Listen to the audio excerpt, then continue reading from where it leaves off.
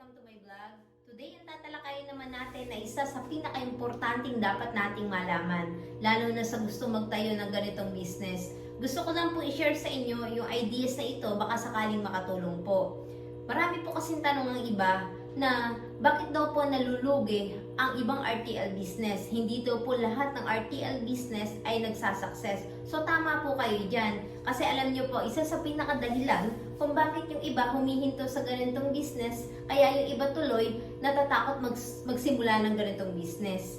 Isa po sa pinaka-importanting dapat nating malaman na itong business na to, kasi di po ba yung mga eggs natin, hindi naman po stable ang price niyan. So ang eggs natin, yung mga season po kasi na in demand ng egg, na talagang lack of supply, so kamahalan yan, lalo na sa mga season ng bare months, nakita nyo naman talagang sobrang mahal.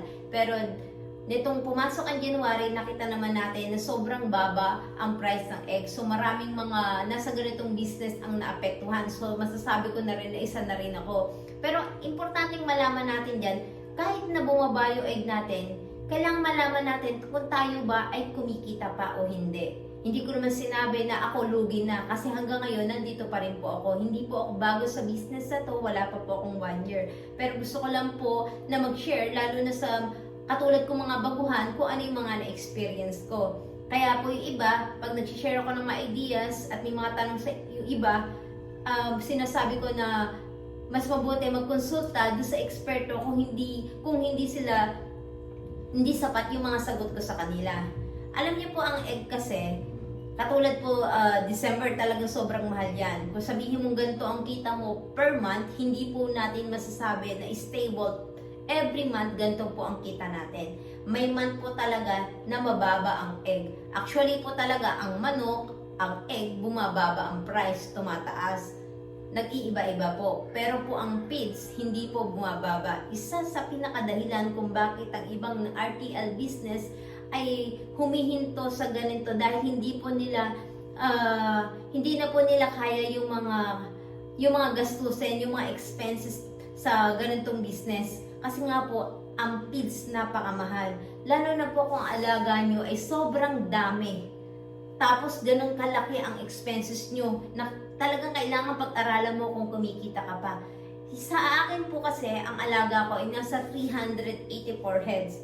Hindi po ganong kalakihan.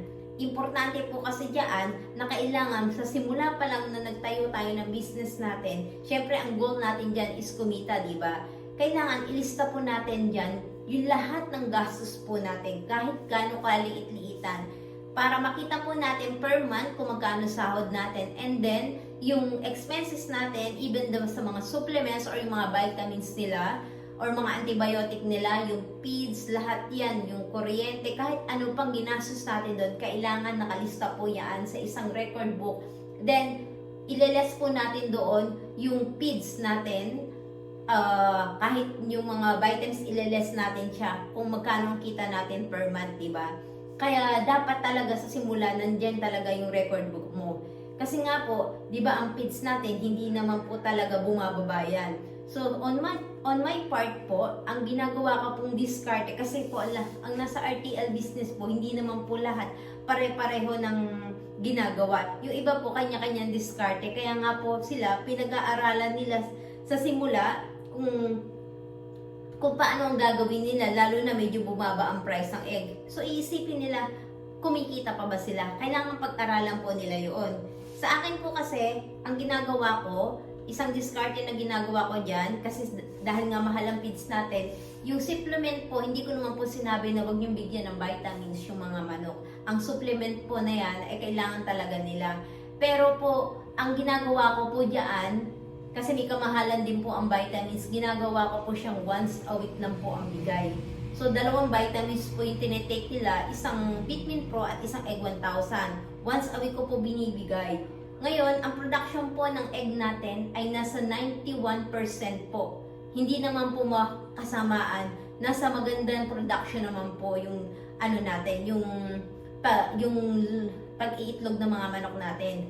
Pero kung nakikita nyo naman po sa pag-aaral pag pinag-aralan yung mga gastos nyo at kita nyo, nakikita nyo naman na hindi kumikita, kumbaga, gastos ka, tapos babalik lang, nasan yung, that's nagle-labor ka, nasan yung bayad sa labor, di ba? Yung pinaghirapan mo. So, kailangan po natin pag-aralan, kailangan po natin diskartihan.